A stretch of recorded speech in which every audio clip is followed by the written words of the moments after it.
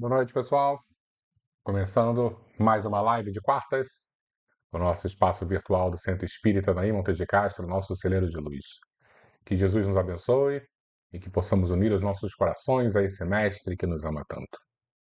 Espero que todos estejam muito bem e hoje vamos falar um pouquinho sobre 3 itens ou 3 capítulos de um livro que eu considero muito importante, chamado Vida e Sexo, psicografado por Chico Xavier e ditado pelo Espírito Emmanuel. Esse livro foi escrito em 1970. Então imagina, em 1970, falar sobre diversos assuntos que ainda eram de uma certa forma tabu, né? Nesse período que não é tão distante, mas já não é mais assim tão próximo da gente. Por exemplo, em 1970, para vocês terem uma ideia, eu não era nem nascido ainda, eu nasci em 1974 e eu já não sou mais nenhum garoto, então já tem bastante tempo esse livro.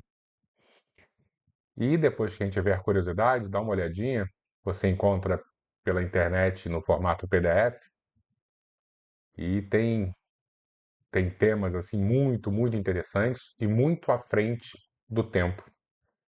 Você vê que Chico e Emmanuel em 1970 já estavam fazendo análises assim bem atuais. Quando eu digo atuais, nós estamos em 2025. Em 2025, muita gente ainda não consegue compreender nem aceitar o que essa dupla escreveu.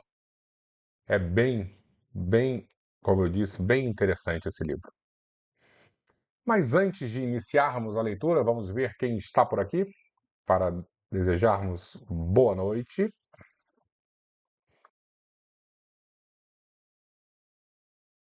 Denise, tudo bom, Denise? Muito boa noite, que Jesus te abençoe.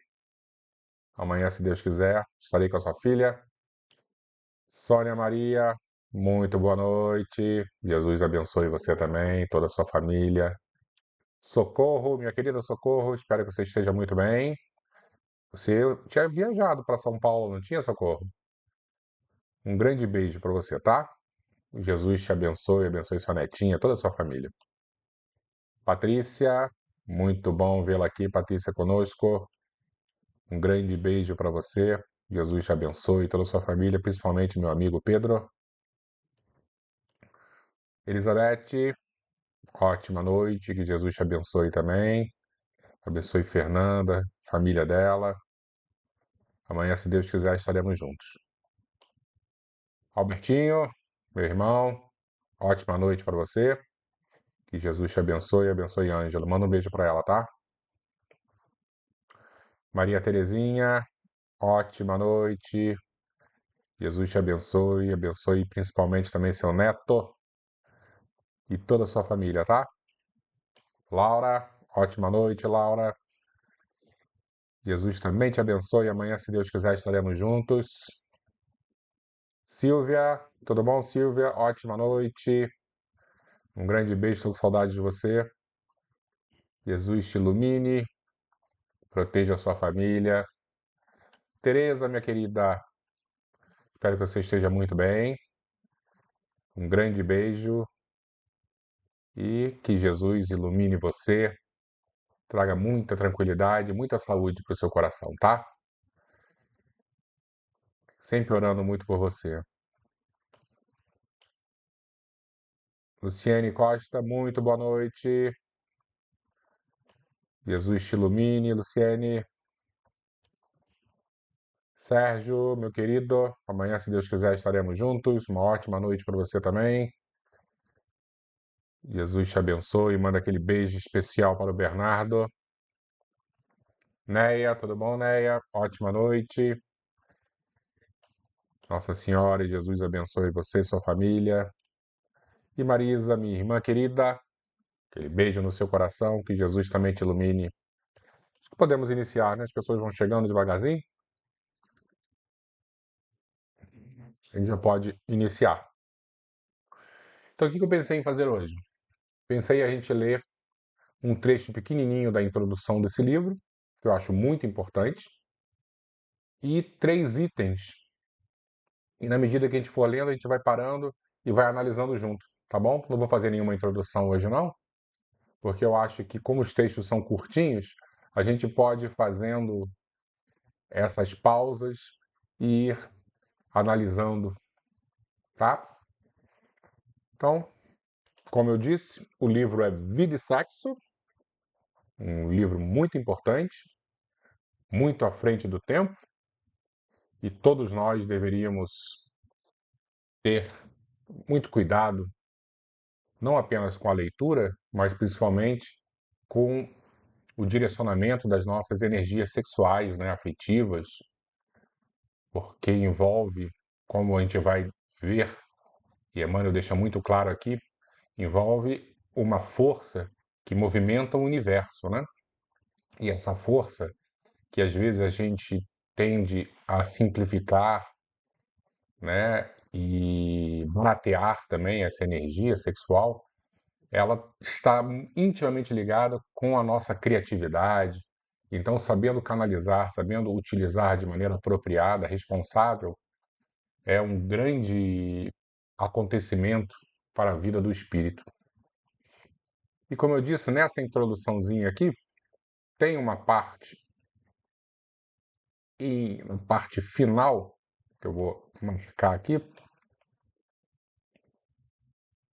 na verdade, é aqui, que vale a pena a gente parar e analisar. O livro todo vale a pena, mas por falta de tempo, eu escolhi só essa parte final. E para não nos delongarmos em considerações desnecessárias, concluiremos que, em torno do sexo, será justo sintetizarmos todas as digressões nas normas seguintes, isto é, reunir tudo o que a gente aprendeu e, através dessas seguintes normas, focarmos os nossos esforços. Não proibição, mas educação. Nada mais sábio do que isso, né? Principalmente em matéria de sexo, quando a gente tenta proibir algo, fica mais gostoso. Então não é proibir, é educar. Não abstinência imposta, mas emprego digno. Às vezes a gente tenta, né, principalmente na vida dos outros, né, aconselhar, por que você não sublima a sua energia sexual? Porque quantos momentos nós enxergamos pecado, enxergamos, né, um erro, um uso indevido, e a gente tenta aconselhar principalmente os outros. A gente nunca tenta, de maneira correta, sublimar a nossa energia. A gente quer sublimar a energia dos outros. E aí ele diz, não abstinência imposta, não essa sublimação imposta, né? Mas emprego digno, com o devido respeito aos outros e a si mesmo. Não indisciplina, mas controle, controlar as energias sexuais. Não impulso livre, mas responsabilidade. Compreender que sexo é tão importante, movimenta tanto os seres humanos, né? Se a gente parar para pensar, todas as guerras, né? Todas as desgraças, se a gente chegar no ponto inicial, provavelmente estava movido a interesses sexuais. É muito forte isso em nossas vidas. Por isso que nós precisamos, né, tratar de maneira muito responsável as energias sexuais. Fora disso, é teorizar simplesmente para depois aprender ou reaprender com a experiência. Sem isso, será enganar-nos, lutar sem proveito, sofrer e recomeçar a obra da sublimação pessoal, tantas vezes quanto se fizerem precisas, pelos mecanismos da reencarnação, porque a aplicação do sexo, ante a luz do amor e da vida, é assunto pertinente à consciência de cada um. Esse final é muito importante, pertinente à consciência de cada um. Nós não temos que nos meter na vida dos outros. Ah, mas eu sou pai. Sim, aconselha, educa. Mas chega um momento que terminou a tarefa. A consciência dos outros será o guia dessa pessoa. Então, não dá para a gente tentar intervir na vida sexual dos outros. A gente não consegue domar as nossas energias. Que dirá tentar domar a energia dos outros, principalmente quando sentenciamos às trevas o comportamento alheio. Às vezes, esse comportamento alheio é muito mais regrado muito mais equilibrado do que o nosso. Em primeiro lugar, olhemos para os nossos desvios e depois sim, depois que nos consertarmos, aí sim vamos conseguir, né, de uma certa maneira, através do nosso exemplo, ajudar na vida dos demais. Ok? Não proibição, mas educação. Dito isso, nós podemos iniciar. Então, eu escolhi aqui o item, se eu não me engano, foi o item 7, não, o item 5, para falarmos nessa parte primeira. Então, Emmanuel, o que faz? Ele pega uma passagem, seja do Evangelho, seja do Livro dos Espíritos, uma passagem de Kardec, e aí ele vai aprofundando. É a mesma força que une os elementos da matéria nos corpos orgânicos e nos inorgânicos? Sim, a lei de atração é a mesma para todos. Isso está no Livro dos Espíritos, questão número 60. Com isso, é interessante a gente analisar uma coisa, né? Então, Kardec faz essa pergunta para os espíritos, justamente tentando entender se as leis que agem, por exemplo, numa pedra, né, um ser inorgânico, é a mesma lei que age nos nossos corpos, né, nos seres orgânicos, baseados em carbono. E os espíritos dizem que é a lei da atração, né, se a gente parar para pensar com uma linguagem mais atual, né, a lei da gravidade, é a mesma para todos. Eu vou um pouquinho mais além, porque essa pergunta foi feita em 1856, provavelmente, 55, e publicada em 1857, na primeira edição do Livro dos Espíritos, em França.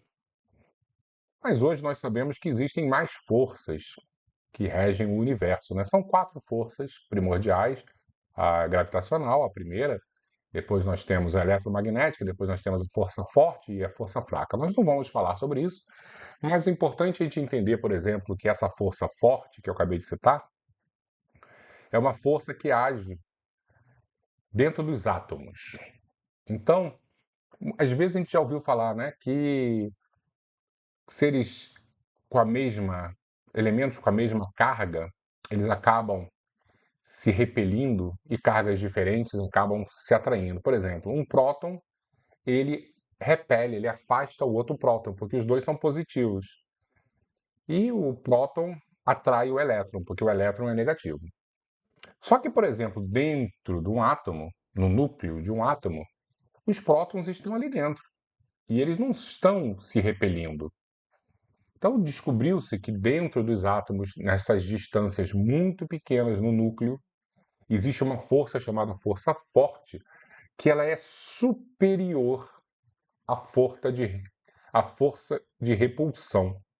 Então, um próton fica do lado de um outro próton sem afastá-lo dentro do núcleo, porque existe essa força forte e que mantém eles muito coesos. O que eu gosto de comparar? Que a energia sexual, por exemplo, é essa força forte, ela que rege o mundo, né? O universo, vamos dizer assim. Daqui a pouco a gente vai entender mais apropriadamente essa expressão que eu estou usando aqui, que ela rege o universo. E por que essa força está sendo colocada aqui comparada à energia sexual? Porque em diversos momentos nós vamos reencontrar espíritos que tivemos contato no passado e que temos muitos problemas. Somos antagônicos, para não dizer inimigos, né? Só que, de alguma maneira, as nossas energias sexuais, elas estão tão afinizadas e nesse primeiro contato, essa força de atração sexual, ela é muito mais forte do que a repulsão inerente a esse desgostar entre dois seres. Vocês estão entendendo? Eu tenho lá meu problema com o espírito X, só que nessa vida, na hora que eu encontro esse espírito X, que está encarnado, eu tenho tanta atração sexual por esse espírito que essa força sexual ela consegue ser maior do que a repulsa que eu tenho dela. Por isso que nós temos dentro dos nossos convívios, da nossa vida aqui, tantos casamentos que acabam não dando certo, porque no início é aquele amor, aquela paixão avassaladora, aquela química sexual. Mas depois isso vai baixando e aí a repulsa acaba sobrepujando, ficando maior do que a energia sexual. É uma maneira que a natureza fez para nos reencontrarmos com almas com problemas do passado, com aqueles espíritos que nós tivemos grandes dificuldades, e nesta vida, de alguma maneira, a repulsa não ser imediata. Estão entendendo mais ou menos a lógica? Então a gente vai ver o que Emmanuel discorre sobre o tema de energia sexual. A energia sexual, como recurso da lei de atração na perpetuidade do universo, é inerente à própria vida, gerando cargas magnéticas em todos os seres. Então, todos nós temos essa energia vibrante, né? Tem gente que tem mais, tem gente que tem menos, mas todos nós temos de uma certa forma a face das potencialidades criativas de que se reveste. Então, de diversas maneiras ela pode surgir na gente.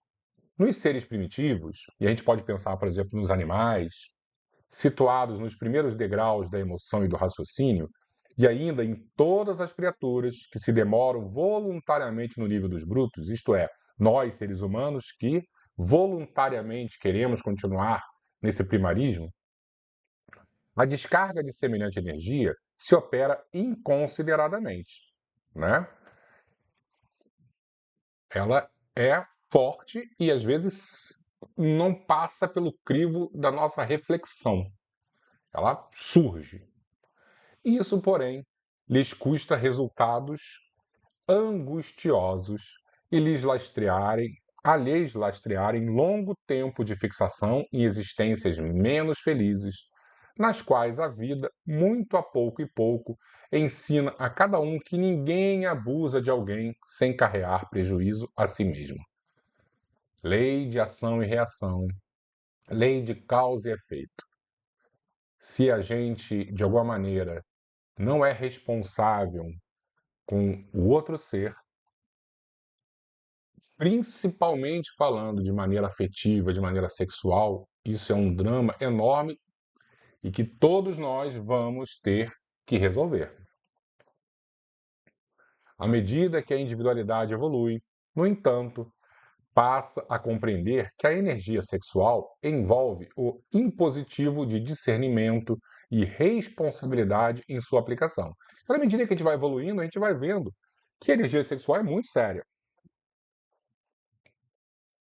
E que por isso mesmo deve estar controlada por valores morais que lhe garantam um emprego digno. Mais uma vez, essas duas palavras juntas: emprego digno, não proibição, mas educação, emprego digno, seja na criação de formas físicas, né, na criação de filhos, por exemplo, a seguradora da família, ou na criação de obras beneméritas da sensibilidade e da cultura para a reprodução e extensão do progresso e da experiência, da beleza e do amor na evolução e burilamento da vida no planeta.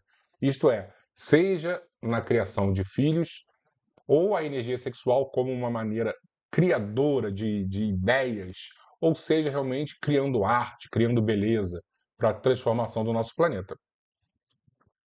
Através da poligamia, e essa palavra é muito importante, né, porque hoje em dia caiu de novo na moda, se a gente falar com os jovens estão muito inclinados ao poliamor, né? Através da poligamia, do poliamor, o espírito assinala a si próprio longa marcha em existências e mais existências sucessivas de reparação e aprendizagem, em cujo transcurso adquire a necessária disciplina do seu mundo emotivo. Fatigado, cansado de experimentos dolorosos dessa poligamia, nos quais recolhe o fruto amargo da delinquência ou do desespero que haja estabelecido nos outros, reconhece na monogamia o caminho certo de suas manifestações afetivas. Então, a evolução do ser humano faz com que ele perceba que esse amor livre não é o ideal, porque se é amor, não é livre. E, de alguma maneira, essas experiências fracassadas do passado fazem com que a maturidade nos leve à monogamia, a um amor só, uma troca apenas.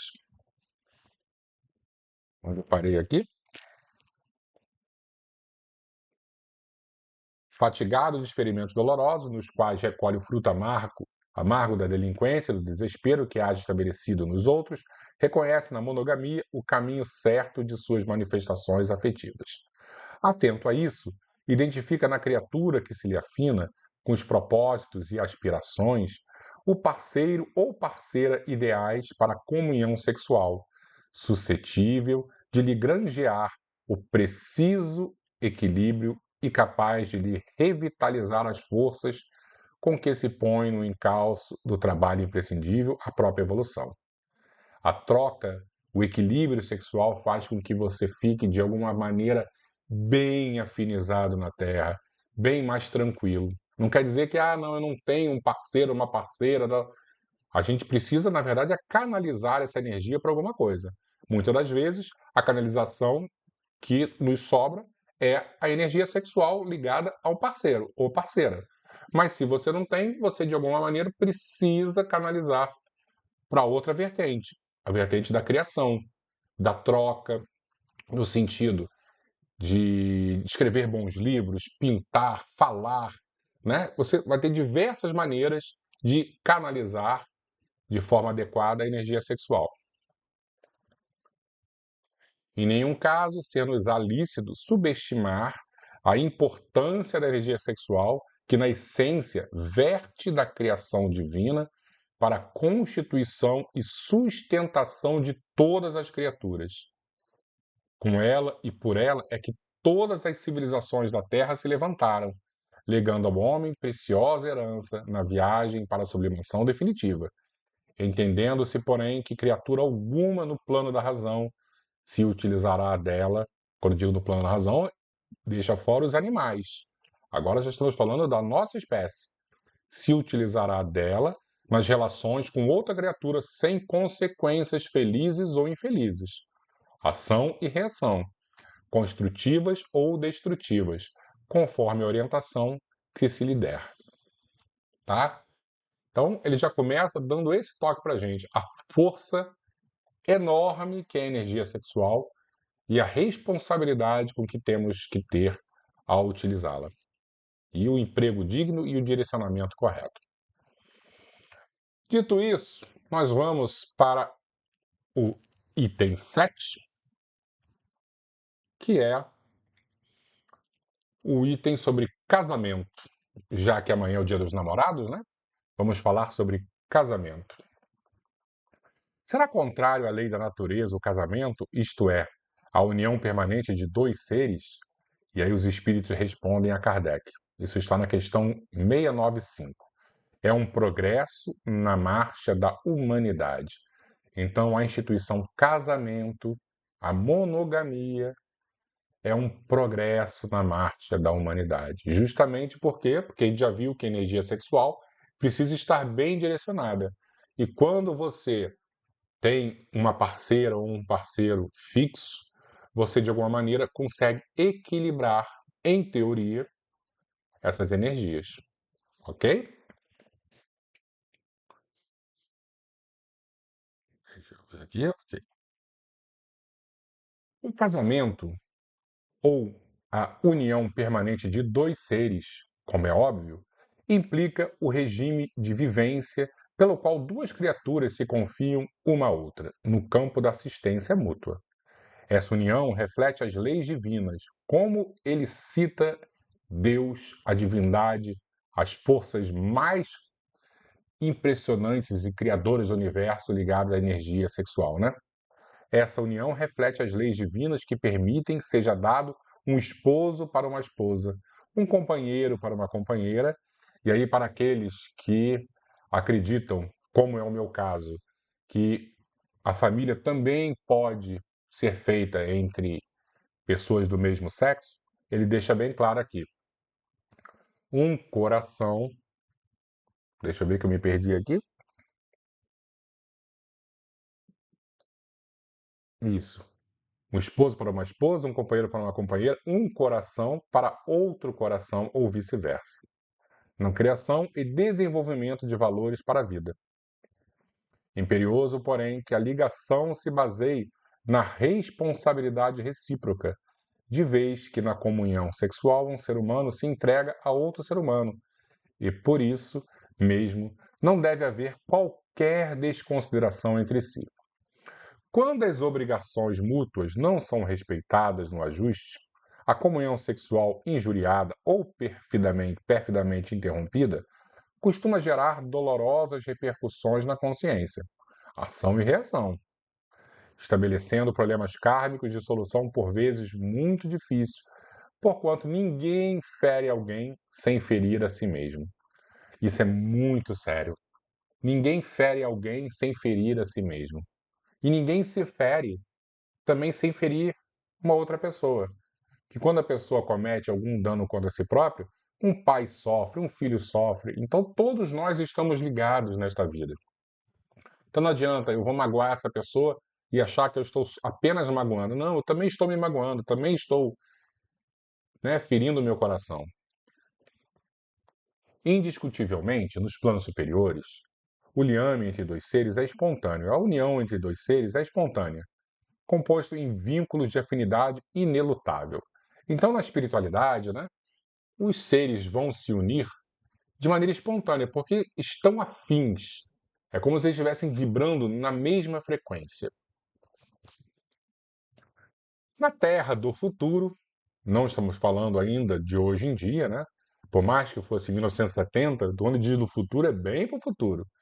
Na Terra do futuro, as ligações afetivas obedecerão a idêntico princípio, através das afinidades, E, por antecipação, milhares de criaturas já desfrutam, no próprio estágio da encarnação, dessas uniões ideais, em que se jungem psicamente uma a outra, sem necessidade de permuta sexual, mais profundamente considerada, a fim de se apoiarem mutuamente na formação de obras preciosas na esfera do espírito.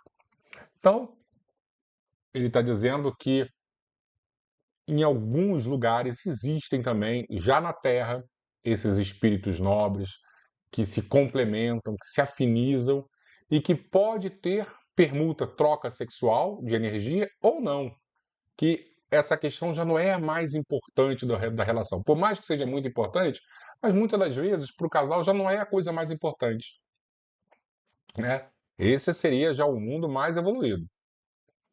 Acontece, no entanto, e aí já fala com a gente, que milhões de almas detidas na evolução primária jazem no planeta, arraigadas a débitos escabrosos perante a lei de causa e efeito e inclinadas que ainda são ao desequilíbrio e ao abuso, exigem severos estatutos dos homens para a regulação das trocas sexuais que lhe dizem respeito, de modo a que não se façam salteadores impunes na construção do mundo moral. Então, o que ele está dizendo? Que como nós ainda somos muito brutos, emocionalmente falando, espiritualmente falando, nós precisamos de regras mais rígidas. Então, ele deixa aqui, ó. Olha aqui o que ele está falando.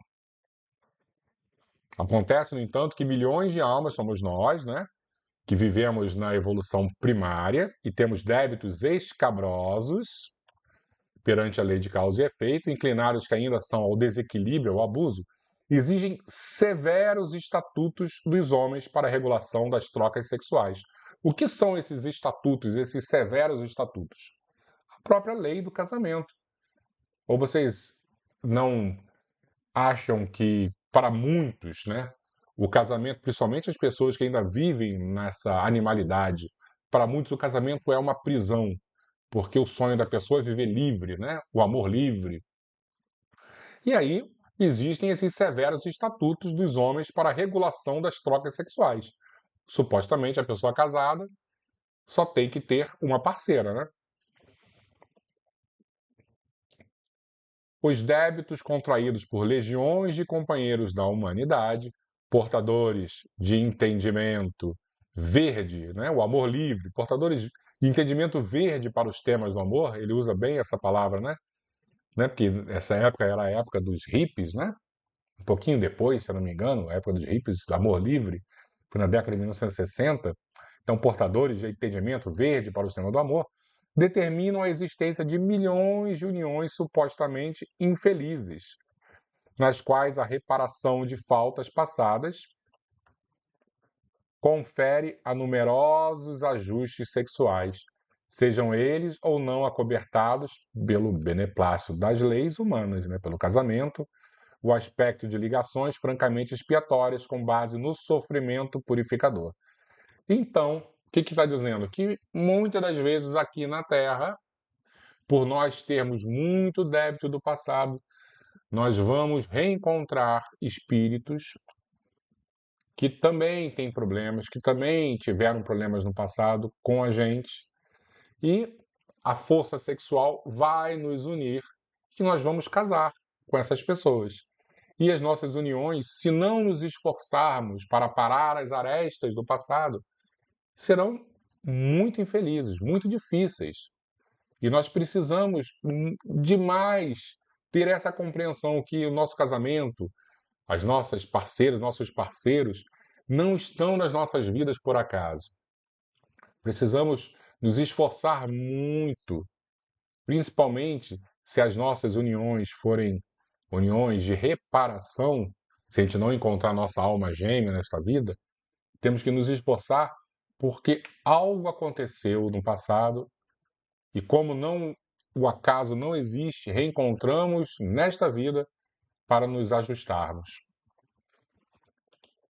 De qualquer modo, é forçoso reconhecer que não existem no mundo conjugações afetivas, sejam elas quais forem, sem razões nos princípios kármicos nos quais as nossas responsabilidades são esposadas em comum. Então, as nossas uniões nesta vida têm uma causa do passado, têm um motivo. E diz Emmanuel que precisamos nos esforçar para ajustar os nossos desvios do passado, tá bom? Mas nem sempre isso é possível. Nem sempre o mundo é tão fácil e sorri pra gente. E aí ele segue com o item 8, chamado divórcio.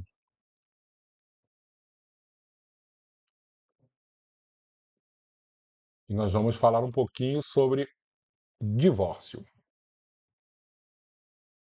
O divórcio é lei humana que tem por objeto separar legalmente o que já de fato está separado. Não é contrário à lei de Deus, pois que apenas reforma o que os homens hão feito e só é aplicável nos casos em que não se levou em conta a lei divina. O Evangelho segundo o Espiritismo, capítulo 22, item 5. Tá? E aí Emmanuel analisa. Partindo do princípio de que não existem uniões conjugais ao acaso, que nós acabamos de falar, o divórcio, a rigor, não deve ser facilitado entre as criaturas. E aí, nos laços matrimoniais definidos nas leis do mundo, que se operam burilamentos, ajustes e reconciliações endereçados à precisa sublimação da alma. Então, são nessas uniões, né, principalmente kármicas, que, se nos esforçarmos, né, se tentarmos ajustar as nossas energias, vamos reparar erros terríveis do passado. Quer dizer que todas as uniões são assim? Claro que não. A pessoa acabou de casar, às vezes está vendo isso, ai meu Deus, daqui a pouco eu vou descobrir que o meu marido, a minha esposa, né, é o meu algoz do passado. Não, não é assim, tá bom? Mas às vezes nós vamos descobrir que os ajustes são mais complicados do que imaginávamos.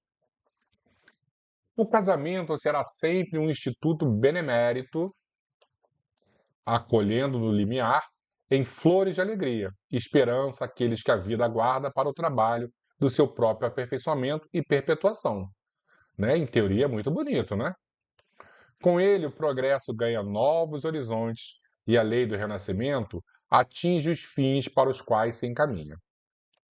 Ocorre, entretanto, que a sabedoria divina jamais institui princípios de violência. E o espírito, conquanto em muitas situações agrave os próprios débitos, dispõe da faculdade de interromper. Eu vou grifar aqui, só isso. Interromper, recusar, modificar, discutir ou adiar transitoriamente. Aqui, ó, isso é importante. Transitoriamente o desempenho dos compromissos que abraça. Então a gente pode adiar? Ah, eu vou me separar? Podemos adiar. Mas é transitório, sabendo que mais para frente, de alguma maneira, nós vamos ter que voltar e reajustar a balança da lei divina. Ai, meu Deus, vou ter que voltar com aquela peste. Às vezes a gente coloca a culpa sempre no outro, né? Sim, vamos ter que voltar. Por isso que é muito importante que nesta vida, já com esse entendimento, a gente possa fazer o máximo possível para resolver, para aparar as arestas que ficaram do passado. Em muitos lances de experiência, é a própria individualidade na vida do espírito antes da reencarnação. Então, nós, antes de virmos aqui para esse nosso corpinho, antes da reencarnação, a gente pede assim, mas gostaria tanto de vir com fulano, que nós temos problemas tão sérios. Vamos, bota aqui ele para ser o meu marido, para ser minha esposa. A gente é que pede isso no outro lado, tá? E aí chega aqui, depois de um certo tempo, a gente fala, ai, duvido, não posso ter pedido isso.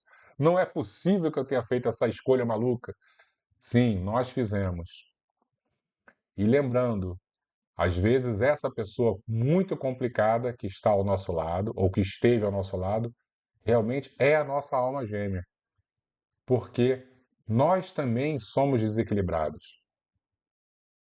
Né? A nossa alma gêmea nesse sentido.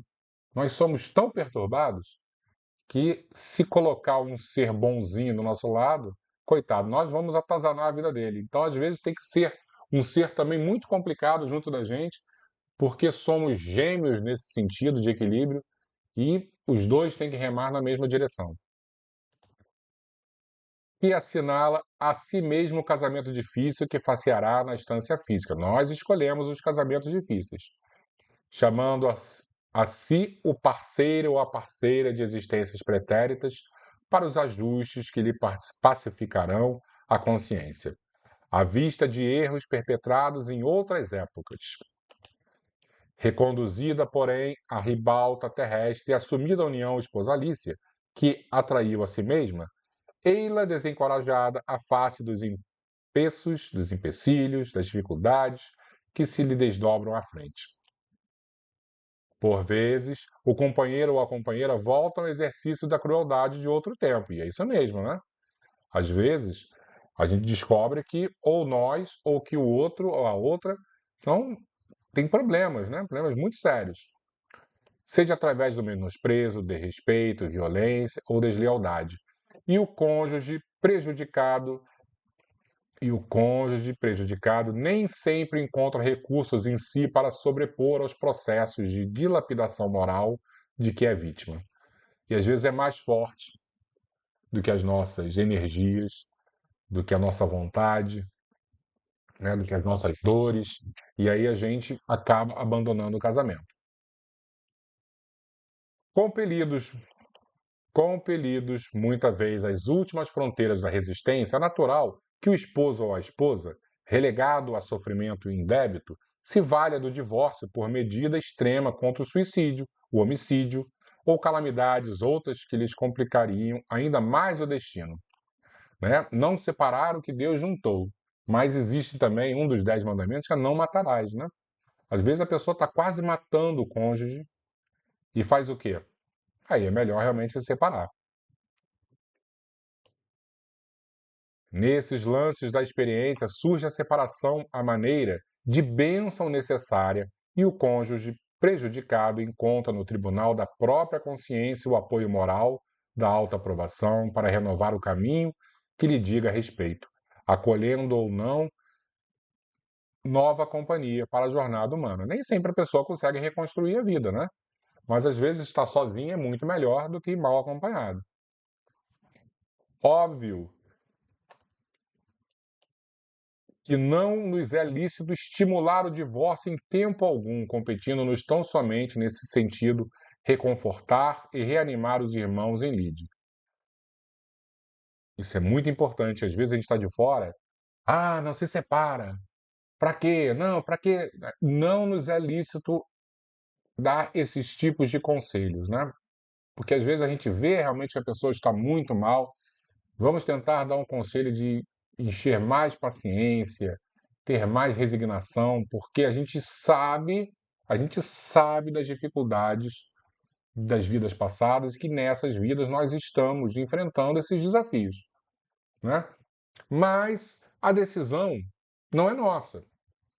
E às vezes a pessoa vai decidir se separar e, de alguma maneira, apoiar também essa decisão, né, e dar força.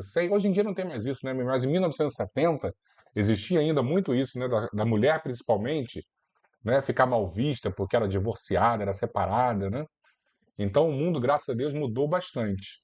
Mas não nos cabe aqui facilitar, né, ou aconselhar que as pessoas se separem, muito pelo contrário, sempre tentar aconselhar a ter mais paciência, a tentar se transformar também, não esperar apenas que o parceiro ou a parceira se transforme, que a própria pessoa que está às vezes se abrindo com a gente se transforme, que todos nós somos responsáveis também pelas tragédias que acontecem em nossas vidas.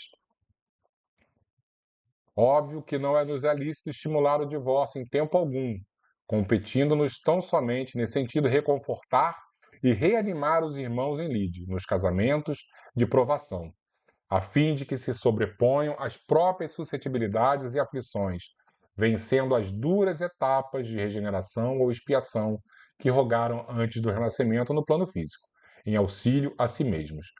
Ainda assim, é justo reconhecer que a escravidão não vem de Deus e ninguém possui o direito de torturar ninguém à face das leis eternas. Emmanuel é muito sábio, né? O divórcio, pois, baseado em razões justas, é providência humana e claramente compreensível nos processos de evolução pacífica, né? Isso é muito importante também guardar essa palavra, pacífica. Às vezes os divórcios são terríveis e a família como um todo sente muito. Os filhos sofrem muito, porque não estou falando apenas de baixaria e que é normal acontecer, mas da mágoa que fica. E aí a mãe ou o pai, existe essa expressão hoje em dia, alienação parental, né? Coloca os filhos contra um ou outro. Então, tentar o máximo possível, se não for, né, não dá mais para aguentar, não colocar os filhos no meio desse drama. Isso é terrível para as crianças.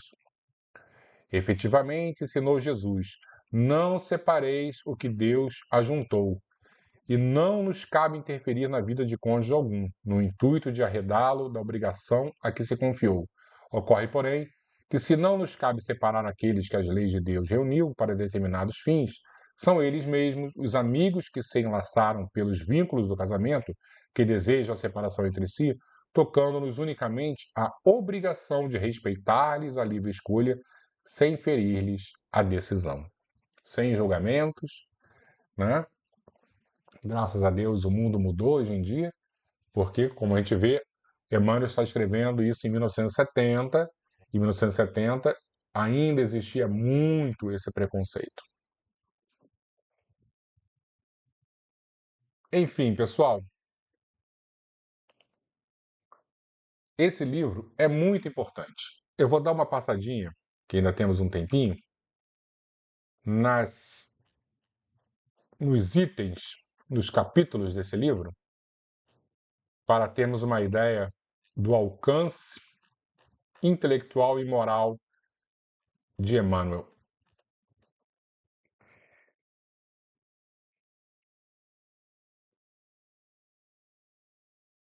Em torno do sexo, família, namoro, ambiente doméstico, energia sexual, nós lemos, compromisso afetivo, casamento, divórcio, união infeliz, filhos, alterações afetivas, alterações efetivas, desajustes, tédio no lar, vinculações, desvinculações, aversões, aborto, pais e filhos, amor livre, controle sexual, homossexualidade. Esse capítulo é muito interessante, muito à frente do tempo.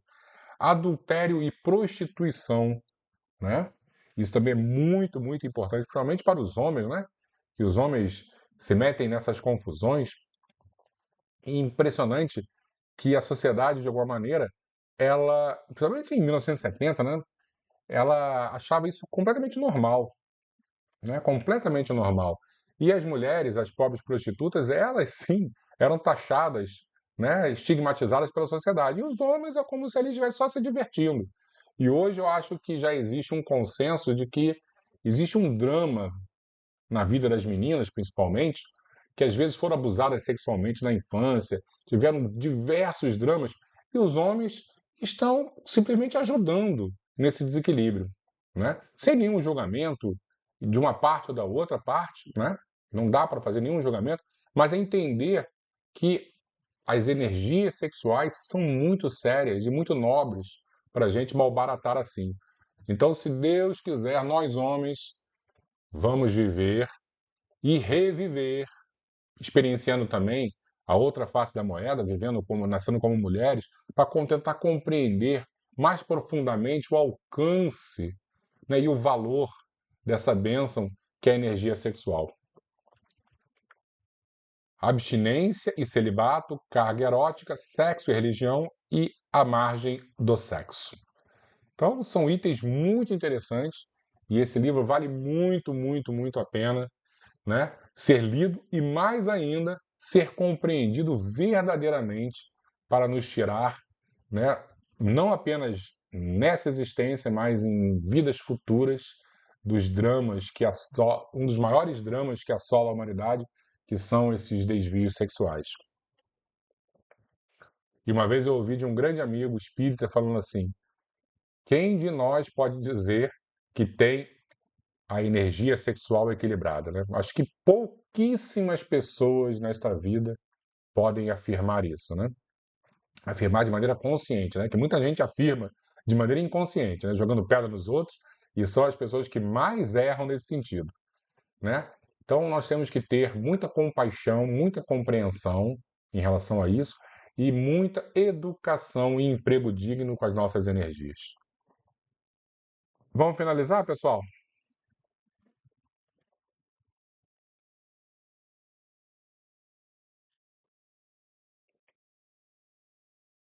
Acho que podemos finalizar, né?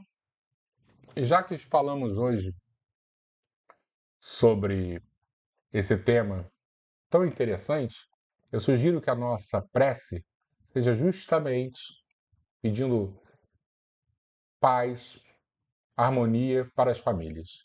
Porque às vezes a gente vê famílias que ainda estão tão desencontradas, né, tão desequilibradas, e eu acho que vale muito a pena não pedir apenas para as nossas famílias, que passam também por seus dramas, né, mas as famílias em geral, que possam compreender o valor, a importância dessa união dentro de casa, dentro de um lar, independente da maneira como se uniu, né? Que nós não estamos aqui para julgar ninguém, mas pedir muito a Deus que nos ajude e que nos equilibre as forças. Vamos fazer a nossa prece.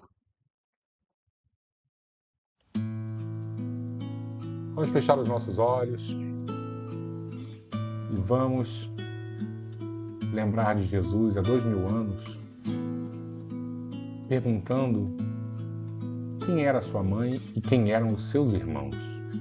Ele não estava negando os laços familiares, ele estava ampliando a dimensão do círculo familiar.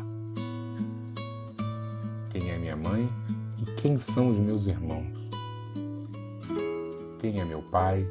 Quem são os meus filhos? A humanidade toda faz parte desta mesma família.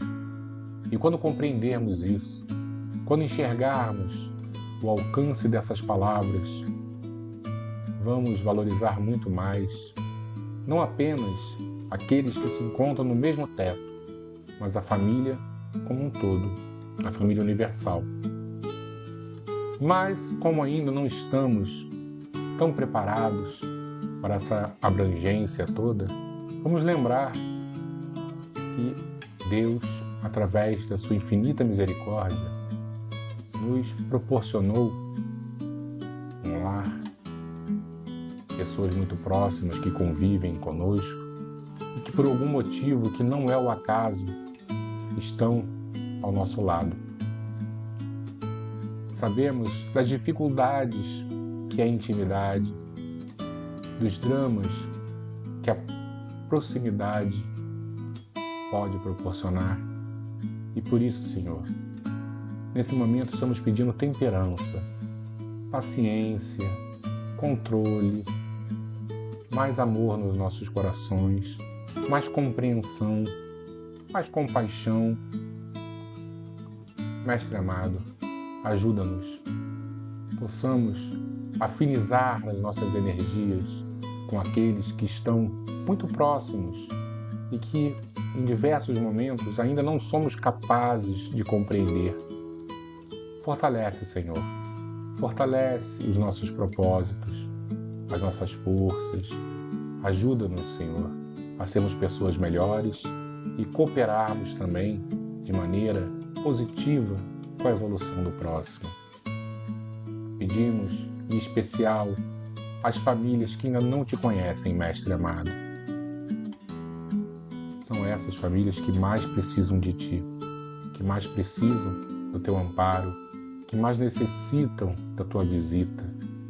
Leva paz, leva tranquilidade, leva harmonia a esses lares, principalmente aos lares que possuem filhos e as crianças estão tão perdidas no meio de brigas, no meio de desavenças. Ajuda, Senhor. Ajuda a humanidade. Muito obrigado. Que a tua paz esteja em nossos corações e que de alguma maneira a nossa oração possa ser atendida e que possamos colaborar um pouco com a harmonia do nosso planeta. Assim seja, Senhor.